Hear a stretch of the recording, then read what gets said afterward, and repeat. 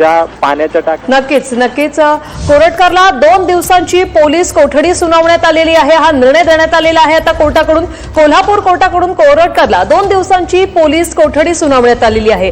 कोरटकरच्या वकिलांकडून न्यायालयीन कोठडीची मागणी करण्यात आली होती, मात्र पोलिसांकडून, सरकारी वकिलांकडून वाढीव 5 दिवसांच्या पोलीस कोठडीची मागणी करण्यात आली होती। आता कोर्टाने प्रशांत कोरटकरला 2 दिवसांची पोलीस कोठडी सुनावलेली आहे। याआधी त्याला 3 दिवसांची पोलीस कोठडी सुनावण्यात आली होती, मात्र आता पुन्हा एकदा त्याला 2 दिवसांची पोलीस कोठडी सुनावण्यात आलेली आहे। ही सुनावणी संपलेली आहे, दोन्ही बाजूंचा युक्तिवाद संपलेला आहे। कोरटकरच्या वकिलांनी न्यायालयीन कोठडीची मागणी केली होती, पोलीस कोठडीची गरज नाही असं कोरटकरच्या वकिलांनी म्हटलं होतं, मात्र पोलीस आणि सरकारी वकील हे पोलीस कोठडीवर ठाम होते। अजून अनेक मुद्दे तपासायचे आहेत, अनेक मुद्दे उपस्थित केले गेले होते आणि त्यानंतर आता कोर्टाकडून कोरटकरला 2 दिवसांची पोलीस कोठडी सुनावण्यात आलेली आहे।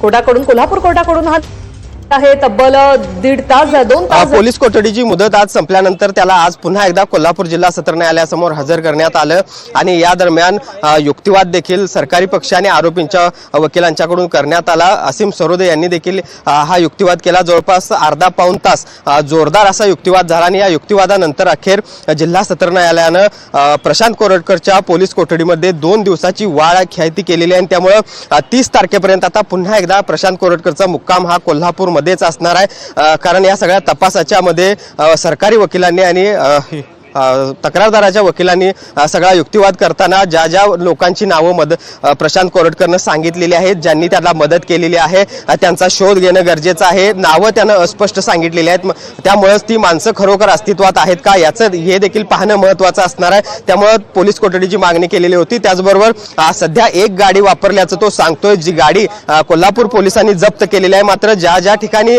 त्यानं हा प्रवास केलेला आहे, इंदूर असेल, हैदराबाद असेल, चंद्रपूर असेल, हा सगळा अंतर पाहता त्यानं एकापेक्षा जास्त गाड्या वापरल्याची शक्यता आहे असं पोलिसांचं म्हणणं आहे। आणि त्यामुळे ह्या आणखी किती त्यानं गाड्या वापरल्या, जवळपास 3 ते 4 गाड्या त्यानं वापरल्या असाव्यात असा पोलिसांचा प्राथमिक अंदाज आहे। आणि याच गाड्यांचा शोध घेण्यासाठी खरं तर आणखी पोलीस कोठडीची मागणी जी आहे ती पोलिसांनी केलेली होती आणि त्यामुळे पुन्हा एकदा न्यायालयानं हा सगळा युक्तिवाद ग्राह्य मानत 2 दिवसांची पोलीस कोठडी जी आहे ती प्रशांत कोरटकर याला दिलेली आहे। आणि त्यामुळे एकूणच आपण बघतोय की प्रशांत कोरटकरच्या पोलीस कोठडीमध्ये 2 दिवसांची वाढ आहे ती झाली आहे। आधी 3 दिवसाची पोलीस कोठडी आहे ती न्यायालयानं त्याला दिलेली होती आणि त्यानंतर आज पुन्हा 2 दिवसाची म्हणजे 5 दिवस हा प्रशांत कोरटकर जो आहे तो या पोलिसांच्या कस्टडीमध्ये असणार आहे। आणि त्यामुळे पुढचे 2 दिवस आणखी तपास करणं हे पोलिसांच्या समोरचं आव्हान असणार आहे। आरोपीच्या बाजूने युक्तिवाद करत असताना या सगळ्या पोलीस कोठडीची गरज नाही, आरोपी कुठेही पळून गेलेला नाही, पहिल्या दिवसापासून तो मी तपासाला सहकार्य करतो असं सांगतोय, मग पोलीस कोठडीची गरज काय आहे असा युक्तिवाद आहे तो आरोपीच्या वकिलांनी केलेला होता। मात्र हा जो युक्तिवाद आहे तो मात्र जिल्हा सत्र न्यायालयानं ग्राह्य मानलेला नाही असं म्हणावं लागेल। आणि या सगळ्या युक्तिवादादरम्यान असीम सरोदे आणि आरोपीचे वकील सौरभ घागे यांच्यामध्ये जोरदार वाद देखील झाला न्यायालयामध्ये, कारण असीम सरोदे जे आहेत ते आपली काही बाजू मांडण्याचा प्रयत्न करत होते, त्याला सौरभ घागे हे वारंवार आक्षेप घेत होते आणि त्यामुळेच दोघांमध्ये जोरदार वाद देखील झाला। आणि त्यामुळं एकूणच आपण बघतोय हा जोरदार वादावादी आणि युक्तिवादानंतर पोलीस कोठडी जी आहे ती सुनावण्यात आलेली आहे।